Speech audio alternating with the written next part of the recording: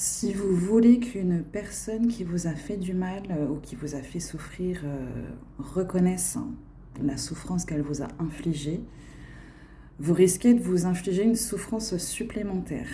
Vous allez passer du temps à essayer de convaincre cette personne qu'elle vous a fait souffrir.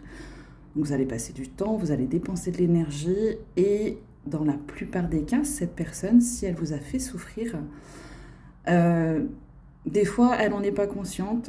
Des fois, elle est dans ses schémas, elle est dans son truc. Et en fait, elle n'a pas le recul nécessaire. Elle n'a pas l'intelligence émotionnelle nécessaire pour reconnaître qu'elle vous a fait du mal. Par contre, vous attendez quelque chose qui ne risque pas d'arriver. Donc, vous vous mettez dans un état de frustration, d'attente.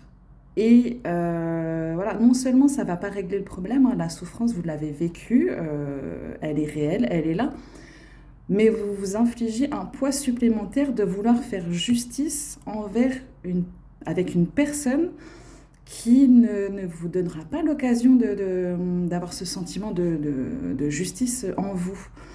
Ouais, ces personnes-là, elles sont pas capables. Elles peuvent pas. Je veux dire, si elles vous ont fait souffrir, c'est que déjà, il y a un problème à la base, c'est qu'elles n'ont pas résolu les choses.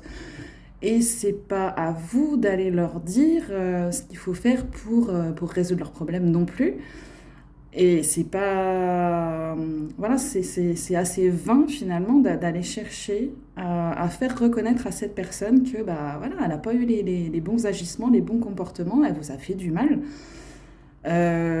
C'est vouloir retourner dans un passé qui est passé et qui ne changera pas de toute façon.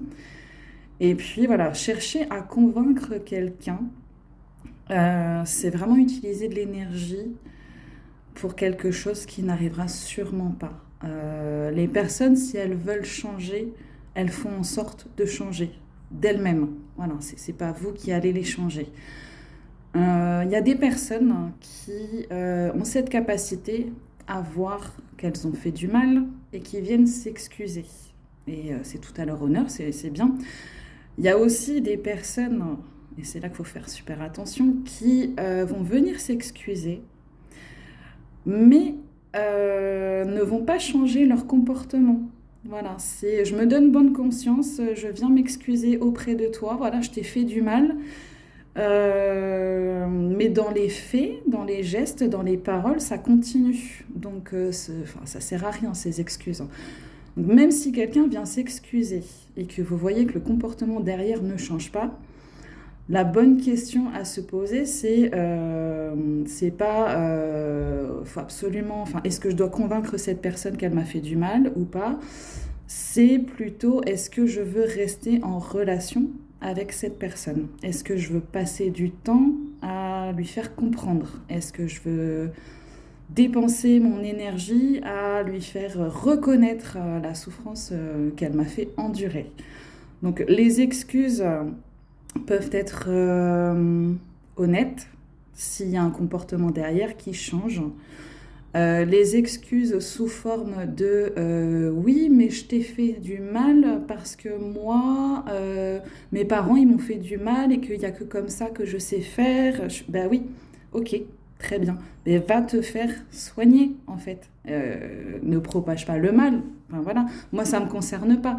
Si tu vois que tu as un comportement qui est pas ok, bon, tu t'excuses, mais tu fais en sorte de changer ce comportement. Voilà, donc posez-vous la question, c'est est-ce que vous avez envie de rester en relation avec des personnes qui vous ont fait souffrir, qui ne reconnaîtront pas qu'elles vous ont fait souffrir, qui vont s'excuser mais continuer leur comportement? Posez-vous la question et si vous pouvez éviter cette frustration de vouloir absolument justice, vous ne serez que plus en paix.